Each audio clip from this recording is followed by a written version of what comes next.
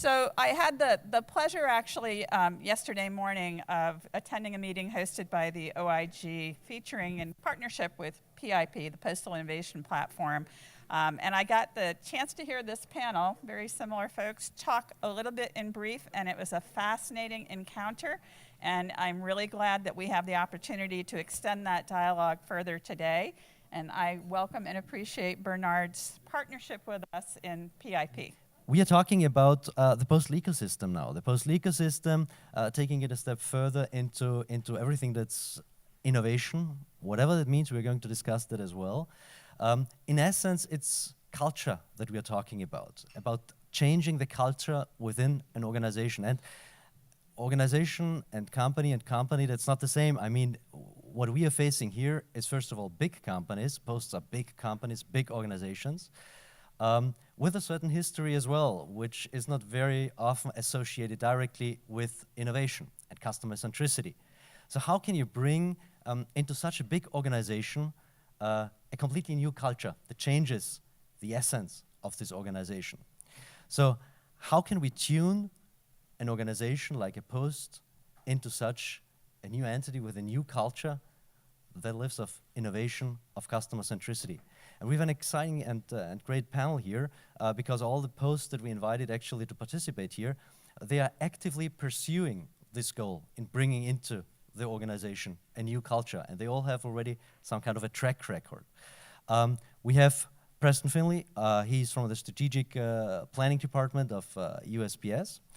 We have John McConnell, he is heading innovation within ANPOST, Ireland. We have Lily Liu, she is heading customer centricity within Singapore Post. So we're also going to hear not only the innovation aspect, but that's really a cultural change aspect you're after here. And we have Claudia Pletcher, and she's heading the very, very successful innovation department of Swiss Post. And as you may know, Swiss Post always comes out when there are researches or some kind of studies which post is the most innovative one. For some degree, you always have the credit for winning it. Okay, so I would say let's get started. The first one is Preston. Please, we are going to hear from you. And please, before you start, also say again a few words about your role and the role of your department within an organization. I think when we talk about innovation and changing the culture, it's quite important to understand what you can do within your department in order to do that. Please. So we're talking today about innovation key to creating a future-ready postal service. But I want to touch base, like a number of people did, a little bit of history just beforehand of where we've been the last 4 or 5 years, because we're not. Yes, I am. Thank you. So in the past, we haven't necessarily always been the words postal service and innovative in the same sentence. So, but we've changed that. If you really think about it, 4.5 years ago, the position that the Postal Service was financially, the deficit that we were facing, and it was really going to require decisive action and quick action to be very nimble and much more innovative than perhaps we've ever been. Postal Service has always been innovative, but it's taken time. And we didn't have time in this situation. We really needed to respond quickly and to act quickly. So how do we do that? For us, all the posts, to a certain extent, one or the other, were facing the same challenges worldwide. They all had financial shortfalls. They were all trying to adjust to new models. And as the electronic diversion was stealing away some of the cream of the crop and the first-class mail and the margins that come with that, and they were looking to other spaces. So digital services, hybrid services, and financial services, and some have different options in those spaces.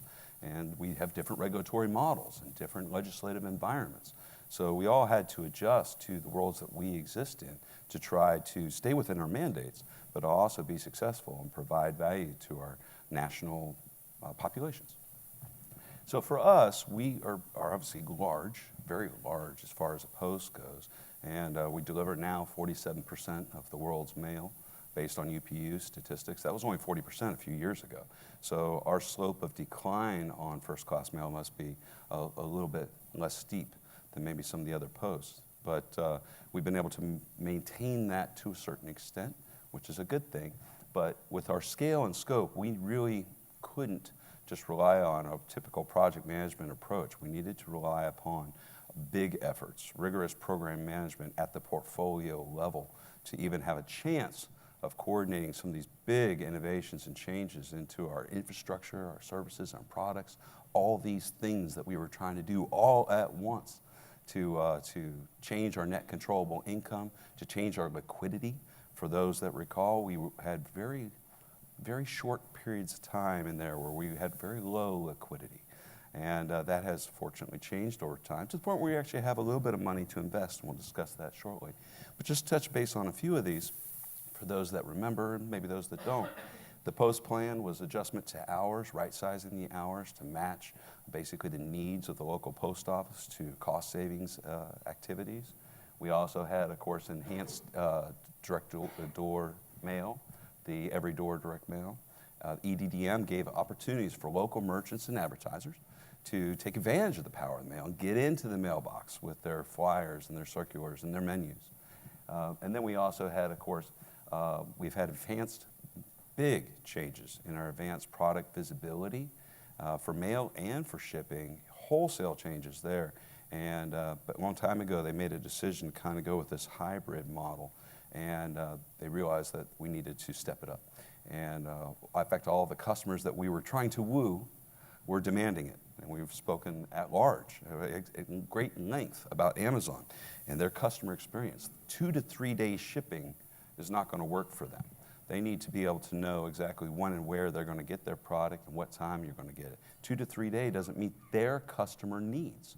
So we had to adjust, and of course then they were doing early post, early bird, which became Sunday delivery later, and all these changes that required massive adjustments inside. So we used the basically a rigorous program management, which we call DRIVE, which is delivering results, innovation, value, and efficiency, and to try to drive these changes across the whole organization, because it takes every element of the organization to implement any of these. So that's only 4.5 years ago. We actually had a net controllable income last year, so which has put us in a position where we can make investments to the future. And that's only 4.5 years. And if you think about that, for a private sector, that's pretty good. But for us as a quasi-governmental, that's really pretty outstanding, I think. I'm proud of it myself.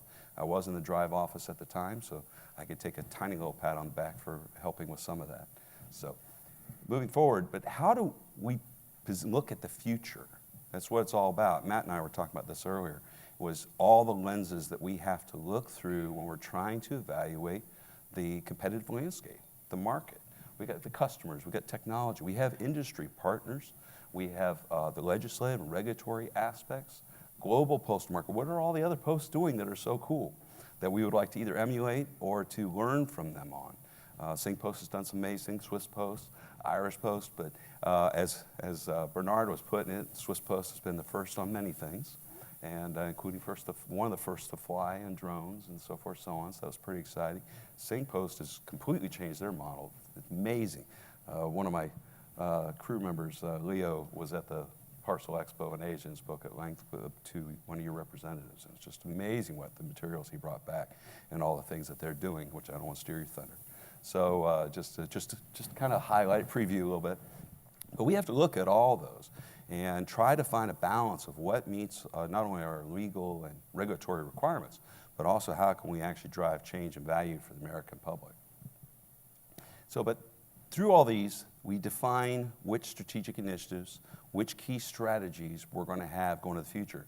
We were talking about all these very cool trends earlier, and we watch that too. That's one of our responsibilities. We don't make decisions in this space, but we do position information to the senior leadership, the PMG, the ELT, the Officer Corps, and with highlighted information of some of the most game-changing trends that are going out there. We talked earlier about all the self-driving cars. I'm much more interested in self-driving trucks, like Mercedes-Benz is working on. If you're talking end-to-end and long haul, and which we obviously have a lot of territory to cover, it would be kind of cool if the driver didn't have to stop every 8 hours to take a nap. Think about cost savings and efficiency and speed to market, speed to the customer. B2Me might be able to facilitate a faster transition there. So there's lots of very interesting things, but we have our key strategies. These were defined by the PMG to kind of encompass the big bodies of work that we're going to tackle. So we have, of course, focus on the customer, which for us, a strategic initiative that is under that bucket is basically to build a world-class customer care process. So for us, that's many places. We touch people in all sorts of locations. So obviously there's the PAUSE survey, which is newly redesigned. It's still constantly going through iterations to try to improve it, but that's trying to get some insights on our retail experience and how we can make it better. The BSN survey for all those business service clients that make big drops and whole truckloads or at least pallets. How do we make that experience better for our customers? Of course, the Customer Care Center, which we've stood up and brought back into the Postal Service as opposed to being a contracted source, is constantly changing. More sites are being stood up. Little specialized sites are being set up for here and there to handle certain issues. It's still evolving, but it's getting a lot better. And then, of course, our delivery survey, which shows that last mile, that B2Me, that whole approach, and whether we're delivering what you need when you need it. Because to be honest, I mean, there's a number of folks in here that know this space really well, and if we can't provide the service at a price point and with consistency, they'll turn off whole zip codes all at once. Whether it's some of the folks that we work with, like UPS, FedEx, or it's Amazon, any of these, if we can't get the right price point, we can't get it there when we say we're going to get it there, we're out. It's a competitive landscape, and they will shift to somebody else. So we work very hard and try to look at all the trends of the world and see what we can leverage to do better. We're continuing to work in that space. Engage and empower employees. Where does it all start? For all of us. So just as a little teaser, I'm actually leaving this group in 2 weeks to go be the employee engagement ambassador to headquarters because I believe so much about employee engagement. It's where it all starts. It is the opportunity for everything the Postal Service to be better. Because if our employees are engaged and excited and fully involved, we're going to give better customer experience, we're going to be more efficient. Everything we do, to me, centers on that. So that's why I've actually stepping out of a role I love to do another job that I think I'll love. So there's a little bit of leap of faith there. And I will be supporting that initiative specifically. Innovate faster. So we've innovated faster than we probably ever have in the last 4.5 years, and it's not enough. We have to get even faster. And we need processes to do that, and all the people in the right place that have the right mindset and the same kind of go attitude and to get it done. And we're working on that, and stay tuned. Invest in future platforms. That is the obvious ones. We have some money to spend, and we have some very obvious needs. We'd like to be able to dabble, I think, I know I would, to play in some of the more 10-year out things, but we have some pressing needs now on vehicles for advanced package processing equipment, because we have to be able to deliver on time at a good price point.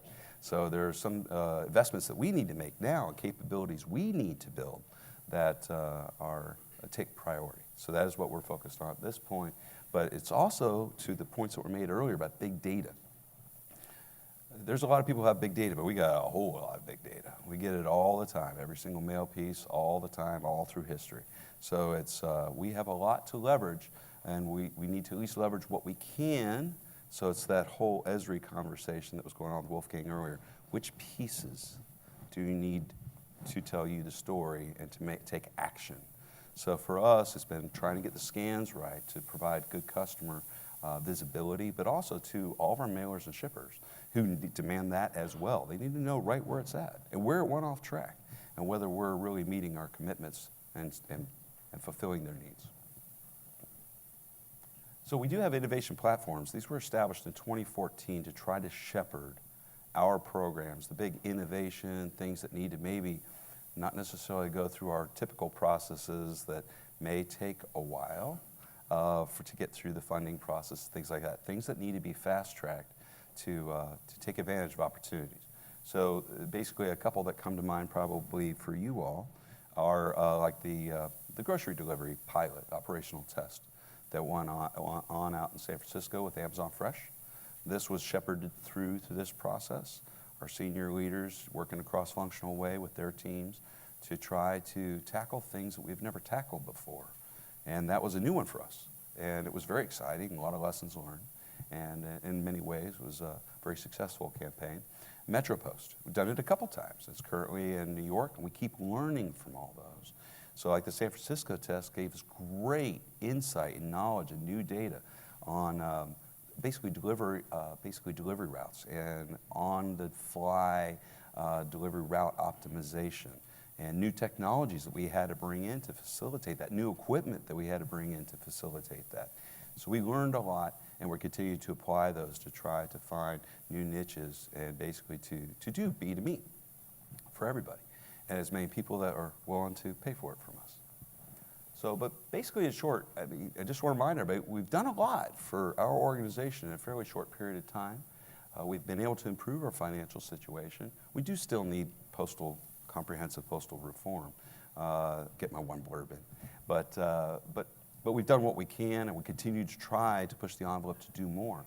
And the key strategies that PMG articulated are great, nice buckets that help us to communicate this to our employees, to our stakeholders, to our customers, but they're supported by literally over 100 different roadmaps and projects to try to see that vision to reality. And then we still need to do more. We need faster innovation through all of our platforms, and those are the key to our long-term success.